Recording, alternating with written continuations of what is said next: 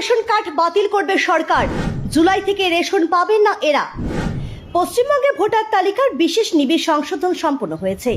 রাজ্যের ভারতীয় জনতা পার্টি সরকার জানিয়েছে যে এসআইআর থেকে যাদের নাম বাদ হয়েছে তারা আর রেশন পাবেন না। খাদ্য ও সরবরাহ বিভাগ এসআইআর এর ভিত্তিতে রেশন কার্ড ব্যবহারকারীদের তালিকা সংশোধন করার সিদ্ধান্ত নিয়েছে।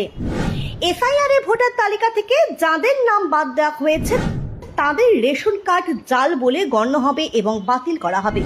এই কাজটি করার জন্য শুভেন্দু অধিকারী সরকার একটি বিশেষ অভিযান শুরু করার সিদ্ধান্ত নিয়েছে।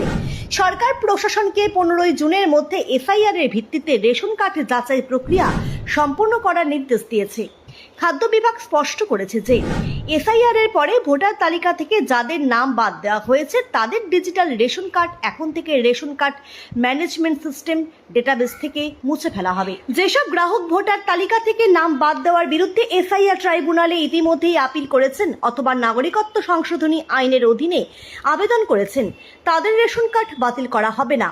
আপিলে চূড়ান্ত নিষ্পত্তি না হওয়া পর্যন্ত তাদের রেশন কার্ড সক্রিয় থাকবে, কিন্তু আবেদন করার নথি ওই রেশন গ্রাহকদের দিতে হবে। তা না হলে কার্ড বাতিল হয়ে যাবে। সংশ্লিষ্ট আধিকারিকদের ওই নথি অনলাইনে আপলোড করে দিতে হবে।